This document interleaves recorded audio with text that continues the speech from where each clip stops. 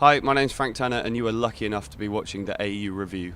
Welcome back to Australia. It's very nice to be back in Australia again. You just came off a trip to Byron Bay to Bluesfest. Yes. Yeah. Tell us how's Bluesfest for you this year? It's my second time at Bluesfest this year. It was fun. I mean, we in previous years coming to Australia, I've always sort of come via I think China and Vietnam one time, or LA or something like that, which makes the time zone change a little more survivable. This time we flew straight in from England, and I have to say that the jet lag was murderous, and we had a few days to recover, but still, Bluesfest was a blast, and it was great for them to have us there, but I was still pretty kind of like in another world when we were on stage playing. But it was good. It's a fantastic festival to be part of. It's a great place to chill out too. Byron Bay over Easter. It's a great place. We had a few days in Coolangatta, which was it seemed like a nice place to be. Weirdly enough, it turns out one of my best friends lived there for 6 months. I always knew she'd lived in Australia somewhere, and it was there, which was weird. But yeah, it was good. Talking about before, when you said you were touring on the road, you were at South by Southwest recently, and can you tell us about your South by Southwest experience? And also you were on a panel with Chuck D as well, and which was amazing. Yeah, South by, I mean, I love Austin, Texas. It's one of my favourite towns in the world. I've got a Texas tattoo up here I acquired 1 year at South by. I have to say, with the risk of sounding like a total hipster, I prefer Austin when it's not South by Southwest, because I love Texas. It's one of my favourite places in the world. And during South by, it's full of people who aren't from Texas, including me. So I'm not like pointing a finger, but I had a good time. I got to see Failure, who are one of my favourite bands, and I never saw them first time around. They've just reformed, so that was exciting for me. And Skinny Lister as well, who are a band from London, who are, well, sort of from London, who are on Extra Mile Recordings, and I'm going to shout them out because they're amazing. Check out Skinny Lister.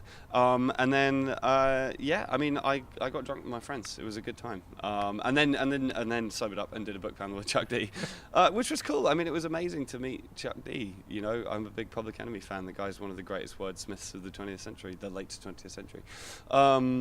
And it was cool to talk about the book. I wrote a book of tour diaries, and we talked about it.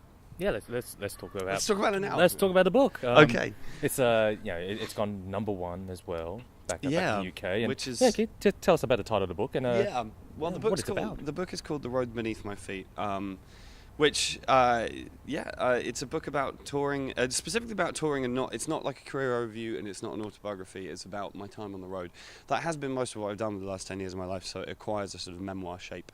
But I specifically didn't want to write a kind of autobiography because I'm in my 30s, and that's ridiculous. It doesn't start with me being born, let's put it that way. But it's a book about the touring. It's a book about growing up. I kind of realised after the event that it's also a book about growing up, because I have grown up on the road. I think that one of the things for me is that I always get slightly annoyed when you read, your typical kind of rock biography, and I read a lot of rock biographies. It kind of goes, we formed, we jammed out some tunes in the basement, then we got signed, and then we played Madison Square Gardens. And it's kind of like, wait a minute, like, what the fuck happened in the middle of all of that? Like, the interesting part to me gets glossed over.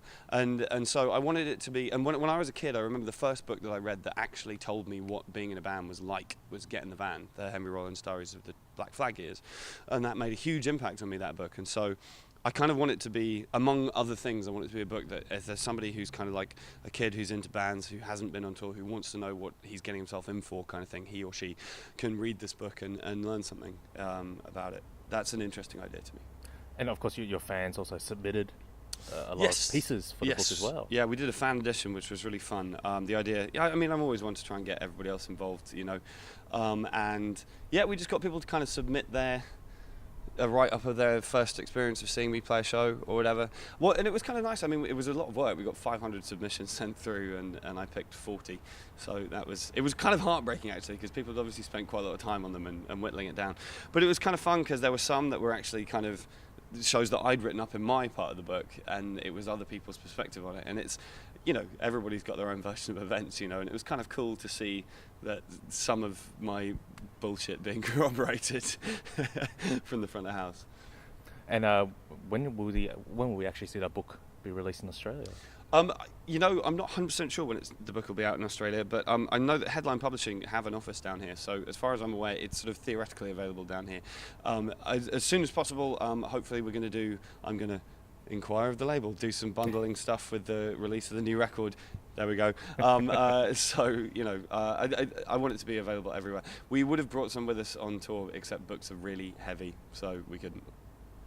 Well, Frank, it's been great to have you back in Australia for Bluesfest and also your shows at the Metro. And, I'm very excited about tonight's show in Sydney and Melbourne, and went to Canberra for the first time.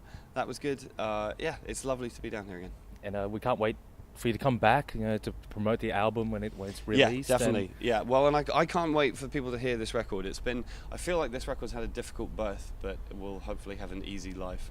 It'll be worth it. Yeah, I mean, I think it's... everybody says this at this point in the game, and in a way, if you weren't saying this at this point in the game, you should still be in the studio working on it, but I genuinely think it pisses all over everything else I've ever done. I think it's the best record I've done by miles, so I'm excited for people to hear it.